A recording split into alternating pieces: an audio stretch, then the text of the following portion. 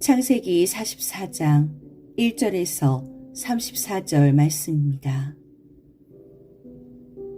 요셉이 직갈린에게 명령하였다.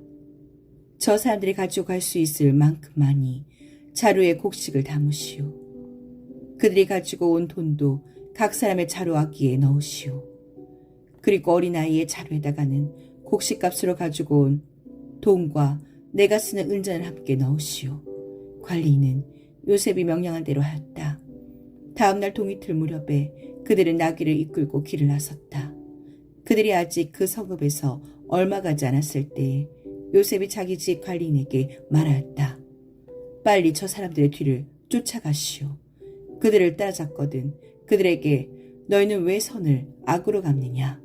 어찌하려고 은잔을 훔쳐가느냐? 그것은 우리 주인께서 마실 때에 쓰는 잔이요 점을 치실 때에 쓰는 잔인 줄 몰랐느냐? 너희가 이런 일을 저지르다니 매우 고약하구나 하고 호통을 치시오. 관리인이 그들을 따라잡고서 요셉의 시킨 말을 그들에게 그대로 하면서 호통을 쳤다. 그러자 그들이 그에게 말하였다. 어찌하여 그런 말씀을 하십니까? 소유들 가운데는 그런 일을 저지를 사람이 하나도 없습니다. 지난번 자루아기에서 나온 돈을 되돌려 드리려고 가나안 땅에서 여기까지 가지고 오지 않았습니까? 그런데 어떻게 우리가 그대의 상전댁에 있는 은이나 금을 훔친다는 말입니까? 소인들 가운데서 어느 누구에게서라도 그것이 나오면 그를 죽여도 좋습니다. 그리고 나머지 우리는 주인의 종이 되겠습니다. 그가 말하였다. 그렇다면 좋소. 당신들이 말한 대로 합시다. 그러나 누구에게서든지 그것이 나오면 그 사람만이 우리 주인의 종이 되고 당신들 나머지 사람들에게는 죄가 없소. 그들은 얼른 각자의 자루를 땅에 내려놓고서 풀었다. 관리인이 맏아들의 자루부터 시작하여 막내 아들의 자루까지 뒤지니 그 잔이 베냐민의 자루에서 나왔다. 이것을 보자 그들은 슬픔이 북받쳐서 옷을 찢고 울면서 저마다 나귀의 침을 다시 씻고 성으로 되돌아갔다. 유다와 그의 형제들이 요셉의 집에 이르니 요셉이 아직 거기에 있었다. 그들이 요셉 앞에 나아가서 땅에 엎드리자 요셉이 호통을 쳤다. 당신들이 어찌하여 이런 일을 저질렀소? 나 같은 사람이 점을 쳐서 물건을 찾는 줄을 당신들은 몰랐소. 유다가 대답하였다. 우리가 주인 어른께 무슨 할 말이 있겠습니까? 무슨 변명을 할 수 있겠습니까? 어찌 우리의 죄 없음을 밝힐 수 있겠습니까?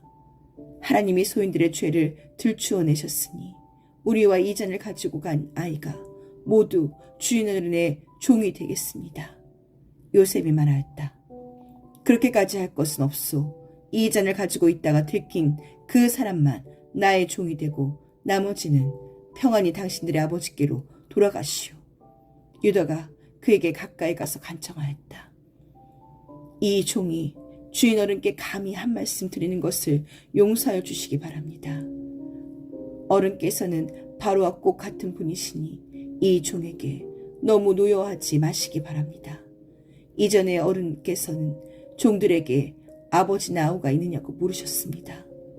그때의 종들은 늙은 아버지가 있고 그가 늙음하게 얻은 아들 하나가 있는데 그 아이와 한 어머니께서 난 그의 친형은 죽고 그 아이만 있기 때문에 아버지가 그 아이를 무척이나 사랑한다고 말씀드렸습니다. 그때 어른께서는 종들에게 말씀하시기를 어른께서 그 아이를 직접 만나보시겠다고 데리고 오라고 하셨습니다. 그래서 종들이 어른께 그 아이는 제 아버지를 떠날 수 없으며 그 아이가 아버지 곁을 떠나면 아버지가 돌아가실 것이라고 말씀드렸습니다. 그러나 어른께서는 이 종들에게 그 막내 아우를 데리고 오지 않으면 어른의 얼굴을 다시는 못 볼 것이라고 말씀하셨습니다. 그래서 종들은 어른의 종인 저희 아버지에게 가서 어른께서 하신 말씀을 다 전하였습니다. 얼마 뒤에 종들의 아버지가 종들에게 다시 가서 먹거리를 조금 사오라고 하였습니다만 종들은 막내 아우를 우리와 함께 보내시면 가겠지만 그렇지 않으면 갈 수도 없고 그분 얼굴을 뵐 수도 없다고 말했습니다. 그러나 어른의 종인 소인의 아버지는 이 종들에게 너희도 알지 않느냐. 이 아이의 어머니가 낳은 자식이 둘뿐인데 하나인 나가더니 돌아오지 않는다. 사는 짐승에게 변을 당한 것이 틀림없다. 그 뒤로 나는 그 아이를 볼 수 없다.